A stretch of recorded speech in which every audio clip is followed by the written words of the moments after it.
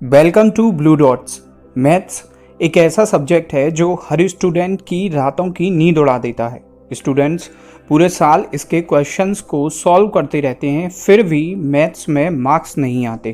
तो आज हम इस वीडियो में बात करेंगे कि आपको किस तरह मैथ की तैयारी करनी चाहिए जिससे कि आप आराम से मैथ में 80+ स्कोर कर सकें।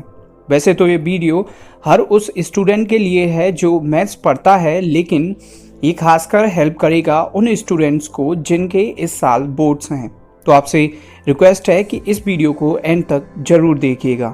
Point number 1, learn every formula. कोई भी स्टूडेंट जो मैथ में अच्छा खेलता है, आप देखोगे कि उसे हर एक फार्मूला याद है। मैथ का पहला क्वेश्चन करने से पहले आपको उसके फार्मूलाज बहुत ही अच्छी तरह से रटे होने चाहिए।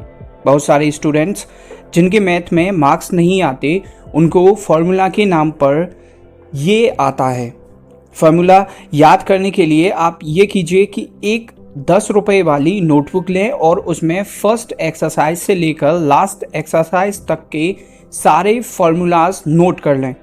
अब उस नोटबुक को तब तक अपनी आंखों के सामने रखें जब तक कि उसका एक एक फार्मूला आपको गाने की तरह याद न हो जाए।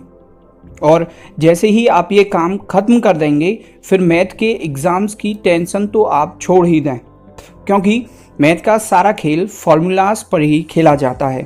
Point number 2, do every question. Exercise में आने वाले हर क्वेश्चन को इज्जत देना सीखें।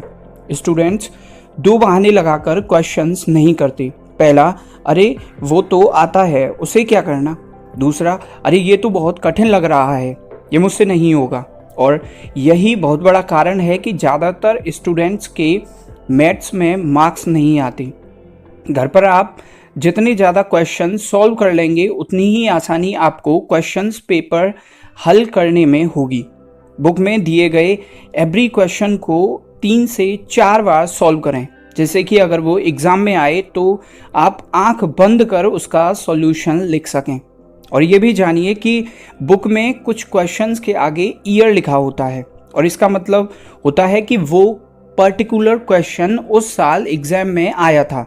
अब बुक में जिस क्वेश्चन के आगे ईयर लिखा हुआ है, उन सभी क्वेश्चंस को बड़े ही ध्यान से 8 से 10 बार सॉल्व करो।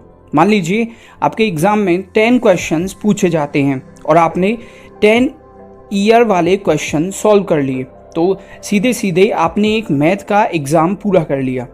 एक बात और भी जानिए कि बुक में प्रत्येक एक्सरसाइज से पहले कुछ सॉल्व्ड क्वेश्चंस दिए जाते हैं।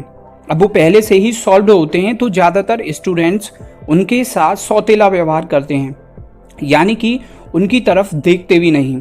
लेकिन चूँकि वो एक क्वेश्चन है तो उसे भी उसी आदर के साथ किया जाए जैसे किसी एक्सरसाइज के क्वेश्चन को किया जाता है। एग्ज़ाम पेपर सेट करने वाला माँ की तरह होता है, यानी कि जिस तरह एक माँ के लिए सभी बच्चे समान होते हैं, उसी तरह पेपर सेट करने वाले के लिए हर एक क्वेश्चन सेम होता है।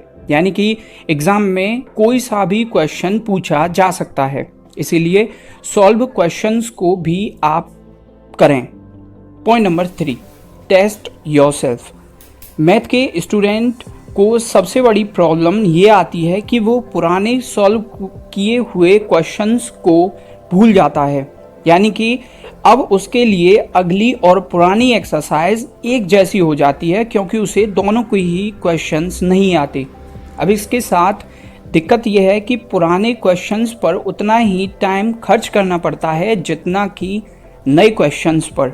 ये ना हो, इसके लिए आप ये कीजिए कि हर संडे को अपना टेस्ट लें, यानी कि पिछले 7 दिनों में आपने जितने भी क्वेश्चंस किए हैं उन्हें रिवाइज करें। ऐसा करके आप सिर्फ पास होने वाले स्टूडेंट की रेस से निकलकर टॉप करने वाले स्टूडेंट्स में पहुंच जाएंगे। Point number 4, miscellaneous exercise. जब हम किसी एक्सरसाइज को करते हैं तो हम अच्छी तरह से जानते हैं कि हमें कौन सा फार्मूला यूज़ करना है और इस क्वेश्चन का कॉन्सेप्ट क्या है, और एग्ज़ाम में हमें ये दोनों ही बातें पता करनी होती हैं। यानी कि कौन सा क्वेश्चन किस कॉन्सेप्ट पर है, कौन सा फार्मूला हमें यूज़ करना है, ये हमें पता करना होता है।